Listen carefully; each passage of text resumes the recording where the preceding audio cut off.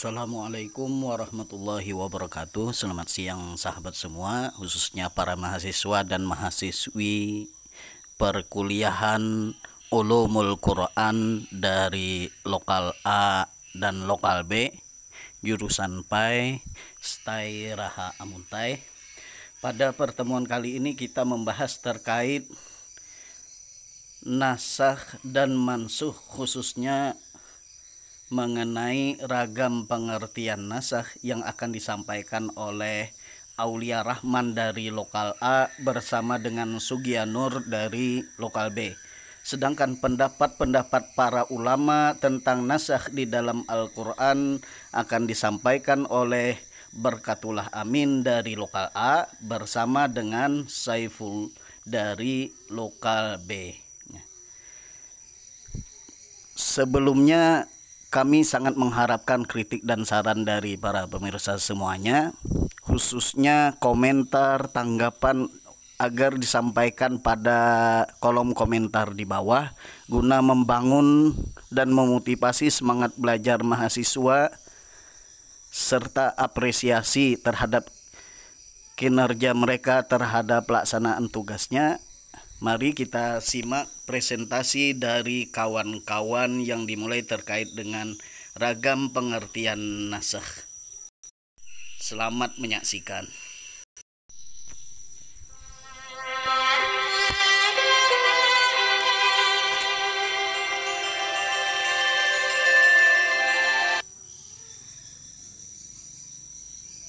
Bismillahirrahmanirrahim.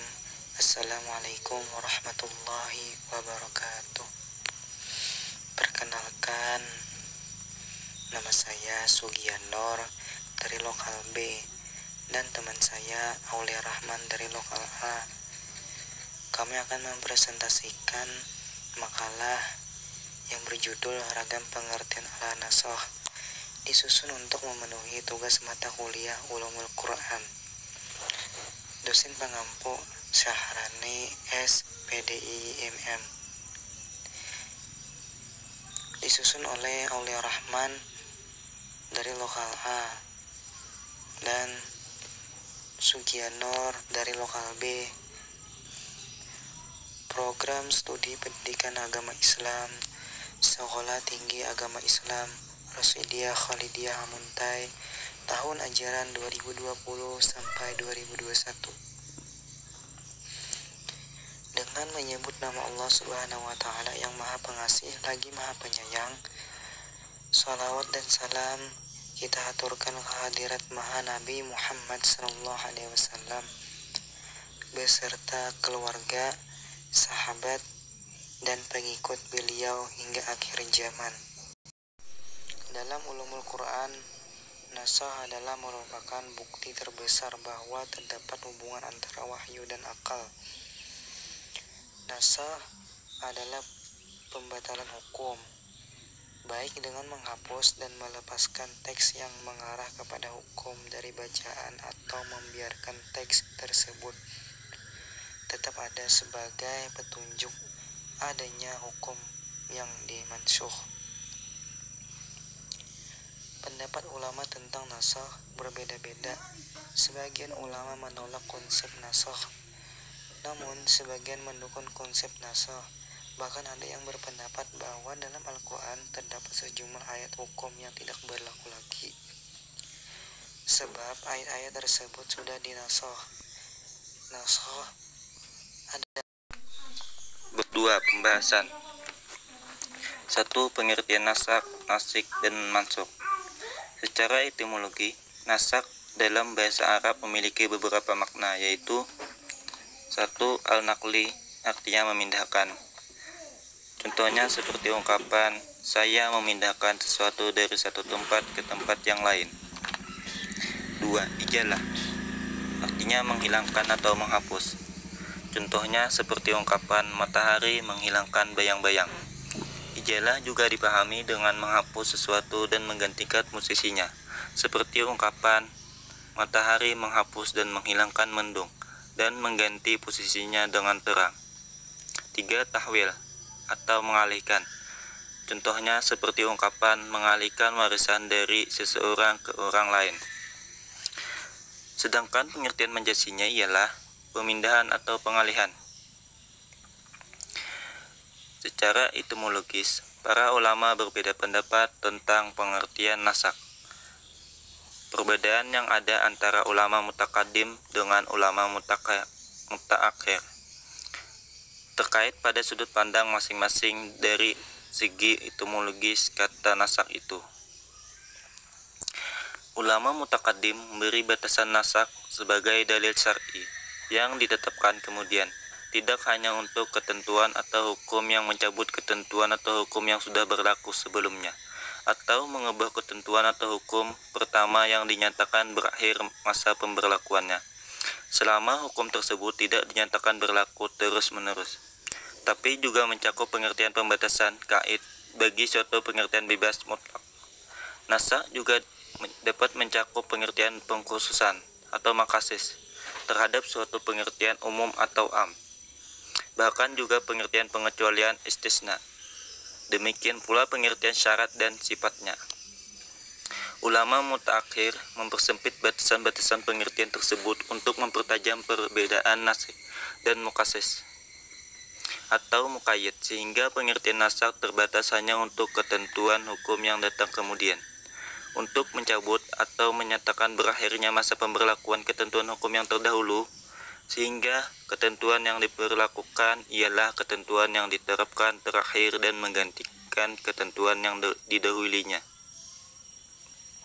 Secara terminologi, banyak berbagai pendapat antara lain membatalkan suatu hukum dengan dalil yang datang kemudian. Menurut Khairul Umam, dalam bukunya Usul Fikih 1, menjelaskan bahwasannya seandainya nasak yang dinasakkan tidak datang, tentulah hukum yang telah ada tetap berlaku. 2. Muhammad Al-Qudari dalam bukunya Usul Fikih mengatakan bahwa nasak adalah jalan hukum yang syar'i dengan dalil syar'i. Ia dibolehkan atau tidak dibolehkan berdasarkan akal. 3. Abdul Al-Wahhab Khalaf dalam bukunya Ilmu Usul Fikih mengatakan bahwa yang artinya amal dibatalkan dengan hukum syar'i dengan dalil yang terakhir. Dari berbagai pendapat yang dikemukakan di atas, dapat disimpulkan bahwa nasak adalah penghapusan atau pembatalan suatu hukum yang datang kemudian. Sedangkan nasikh berarti yang menghapus. Dapat diartikan dengan Allah seperti terlihat dalam Quran Surah Al-Baqarah ayat 106. Dengan ayat atau sesuatu yang dengannya dinasak diketahui. Seperti dikatakan yang artinya ayat ini menghapus ayat anu. Dan juga dengan hukum yang menghapus hukum yang lain. Dan mansukh adalah hukum yang diangkat atau dihapuskan. 2. Syarat-syarat nasak. Amin Syarifuddin dalam bukunya Garis-garis Besar Usul Fikih menjelaskan syarat-syarat nasak. Sebagaimana ulama mujtahid menerima adanya nasak, syarat-syarat nasak tersebut dapat dipenuhi sebagai berikut. A. Yang dinasak adalah hukum syara, yaitu hukum yang bersifat alamiah, bukan dalil akal dan bukan pula yang menyangkut akidah. B. Dalil nasikh yang menjelaskan tidak berlakunya dalil terdahulu itu datang secara terpisah dan kemudian dari dalil mansukh. C. Dari hukum yang dinasakkan atau mansukh tidak menunjukkan berlakunya hukum yang selamanya. Syarat-syarat nasak juga dikuatkan Khairul Umam diantaranya. A. Nasak harus terpisah dari mansukh. B. Nasikh harus kuat atau sama kuatnya dengan mansukh. C. Nasikh harus berupa dalil-dalil syara. D. Mansukh tidak dibatasi pada waktu tertentu. E. Mansukh harus hukum-hukum syara. 3. Macam-macam nasak. Khalid Ramadan Hasan dalam kitabnya Jam fi Usul Fikih membagi nasak menjadi 4 macam jika dilihat dari segi nasikh atau yang menghapus, yaitu 1. Al-Quran dengan Al-Quran. Teman-teman bisa dilihat dari makalah kami. Contohnya Quran Surah Al-Baqarah, Quran Surah Al-Anfal ayat 65. dinasakh dengan Quran surah Al-Anfal ayat 66. 2. Al-Quran dengan Al-Sunnah. Ayat tentang wasiat terhadap kedua orang tua dan kerabat telah dihapus dihukumnya dengan hadis Nabi, yang artinya, ketahuilah bahwa tidak ada wasiat terhadap ahli waris. Contoh lain tentang hukum cambuk atau jilid bagi perempuan dan laki-laki yang berzina dengan 100 kali cambuk, dinasakh oleh hadis tentang rajam atau pelaku zina. 3. Al-Sunnah dengan Al-Quran. Contoh hadis Nabi yang menyatakan menghadap ke Baitul Maqdis ketika salat selama 16 sampai 17 bulan. Hadis riwayat Bukhari. Kemudian, ketentuan itu dihapus oleh Al-Quran surah Al-Baqarah ayat 144 yang menyuruhkan untuk menghadap ke Baitullah atau Mekah. 4. Al-Sunnah dengan Al-Sunnah. Contoh As-Sunnah dinasakh dengan As-Sunnah adalah seperti larangan berziarah kubur pada waktu permulaan Islam. Kemudian, Rasul dengan hadisnya yang lain memperbolehkan ziarah kubur setelah masyarakat mengetahui hakikat ziarah kubur. Hadis riwayat Muslim.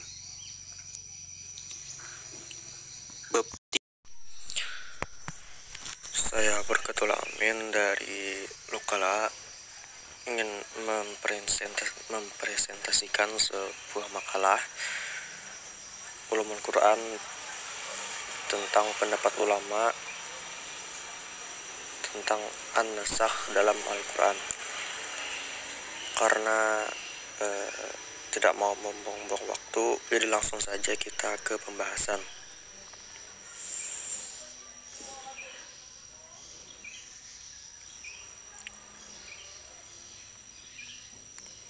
A. Pendapat ulama mengenai nasakh. Kelompok pertama mengatakan bahwa nasakh hukum syar'i itu memang terjadi dan dalam kenyataannya memang ditunjukkan oleh ayat Al-Quran. Pendapat ini dikemukakan oleh kalangan jumhur ulama. Adapun yang menjadi alasan kelompok ini bahwa nasakh hukum itu memang terjadi adalah 3 surat yang dikemukakan pada hukum nasakh, yaitu surat Al-Baqarah ayat 106, surat An-Nahl ayat 101, dan surah Ar-Ra'du ayat 39. Golongan yang mengingkari nasakh, golongan ini berpendapat bahwa tidak ada nasakh terhadap nas Al-Quran. Pendapat ini dikemukakan oleh Abu Muslim Al-Isfahani 256 sampai 322 Hijriah. Menurut Abu Muslim bahwa ini Al-Quran seluruhnya mengandung nilai-nilai hukum dan tidak ada sedikit pun terjadi perubahan atau penggantian terhadap perkataan Allah. Jumhur ulama berpendapat bahwa nasakh menurut logika boleh saja dan secara syara telah terjadi. Alasan mereka adalah firman Allah dalam surat Al-Baqarah ayat 106. Bismillahirrahmanirrahim. Mana nansakh min ayatin aw nunsiha na'ti bi khairin minha aw misliha alam ta'lam annallaha ala kulli syai'in qadir. Ayat mana saja yang kami nasahkan atau kami jadikan manusia lupa kepadanya, kami datangkan yang lebih baik daripadanya atau yang sebanding dengannya. Tidakkah kamu mengetahui bahwa sesungguhnya Allah Maha Kuasa atas segala sesuatu? Kemudian para jumhur ulama fikih mengatakan bahwa seluruh umat Islam yang mengetahui dan meyakini bahwa Allah itu berbuat sesuai dengan kehendaknya tanpa harus melihat kepada sebab dan tujuan. Oleh sebab itu adalah wajar apabila Allah mengganti hukum yang telah ditetapkan dengan hukum lain yang menurutnya lebih baik dan sesuai dengan kemaslahatan umat manusia. Sebagaimana dijelaskan dalam firman Allah dalam Quran surah An-Nahl 101.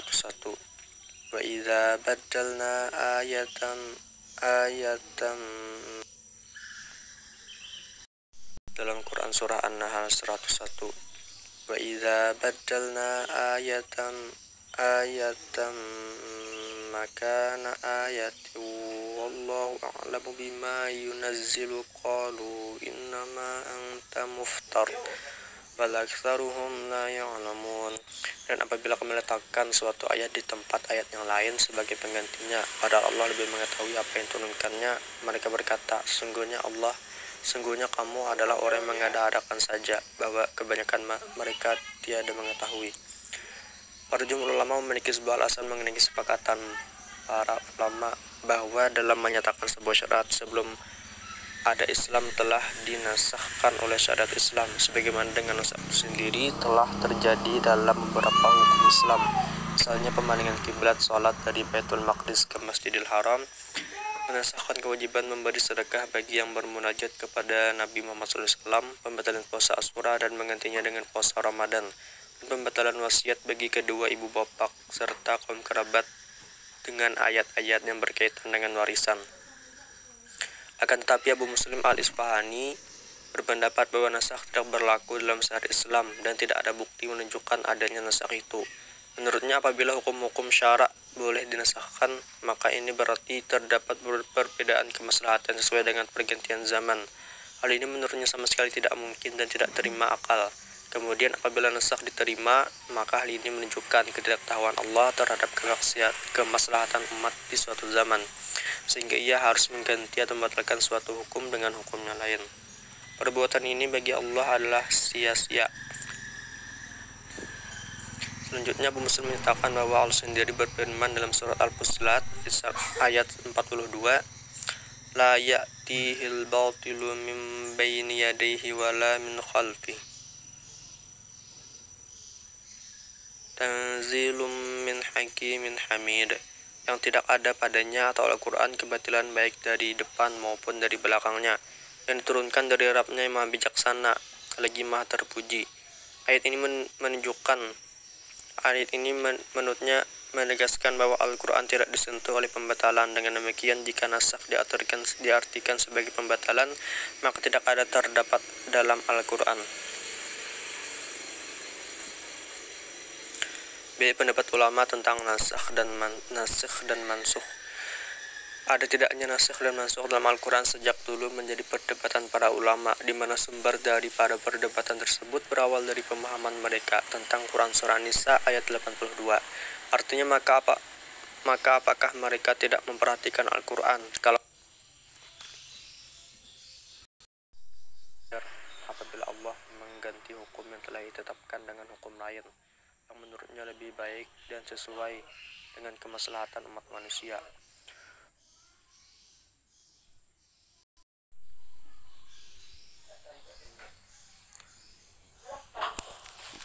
Pembagian dan macam-macam nasakh dalam Al-Quran.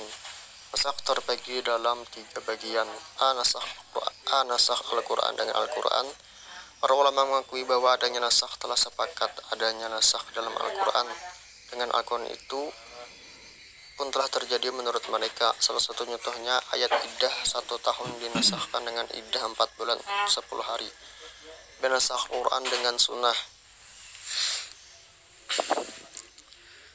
Nasakh macam ini terbagi menjadi 2. Pertama, nasakh Al-Quran dengan hadis ahad. Jumhur ulama berpendapat hadis ahad tidak bisa menasahkan Al-Quran karena Al-Quran adalah nasakh yang mutawatir, menunjukkan keyakinan tanpa ada praduga dan dugaan padanya. Sedangkan hadis ahad adalah nasakh yang bersifat zani dan tidak sah pula menghapus sesuatu yang sudah diketahui, sesuatu yang sifat dugaan atau diduga-duga. Saya nasakh sunnah dengan Al-Quran. Jumhur ulama membolehkan nasakh seperti ini. Salah satu contohnya adalah menghadap ke Baitul Maqdis yang ditetapkan oleh sunnah, kemudian ditetapkan oleh nasakh Al-Quran. Dia nasakh sunnah dengan sunnah. Sunnah macam ini terbagi pada 4 macam, yaitu nasakh sunnah mutawatir dengan mutawatir, nasakh sunnah ahad dengan sunnah ahad, nasakh sunnah ahad dengan sunnah mutawatir, dan nasakh mutawatir dengan sunnah ahad.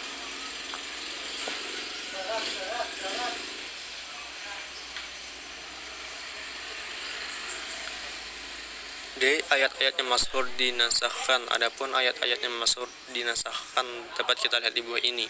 Di antara ayat masyhur nasakhnya terdapat dalam surah Al-Baqarah ayat 180. Sungguhnya Allah telah memberikan kepada siapa orang yang mempunyai hak akan haknya, maka tidak ada wasiat bagi waris. Ayat 240 dalam surah Al-Baqarah dinasahkan dengan 234.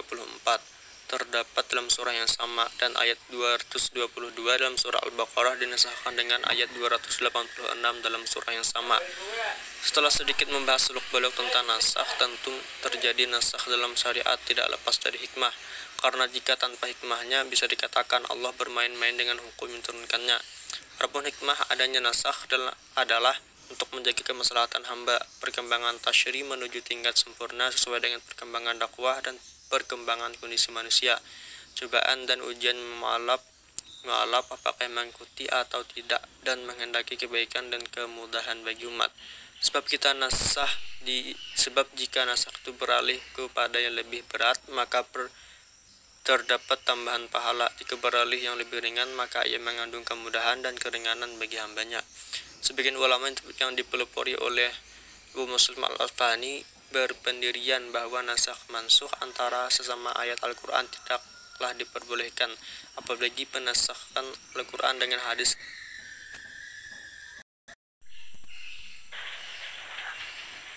Adapun makalah ini terdiri dari 3 bab. Bab pertama, pendahuluan. Di situ ada latar belakang, rumusan masalah, dan tujuan penulisan.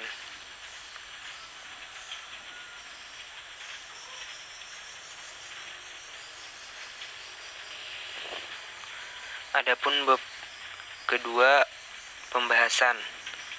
Di situ ada A. Pengertian nasakh, B. Syarat-syarat nasikh mansukh, C. Pandangan para ulama tentang nasikh mansukh, D. Bentuk dan macam-macam nasakh dalam Al-Quran, dan E. Hikmah nasakh mansukh. Mengenai pandangan para ulama tentang nasikh mansukh berkaitan dengan nasakh dan mansukh, di kalangan ulama terdapat 2 kelompok yang berseberangan. Pertama, golongan ulama yang menerima dan mendukung terjadinya nasakh dan mansukh. Kedua, golongan ulama yang menolak terjadinya nasakh dan mansukh.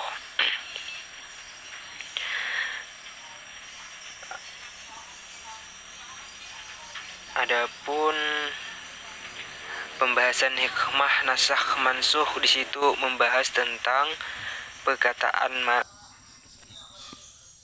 Manna Khalil Al-Qattan yang menjelaskan tentang hikmah adanya nasakh dalam Al-Quran, yaitu 1.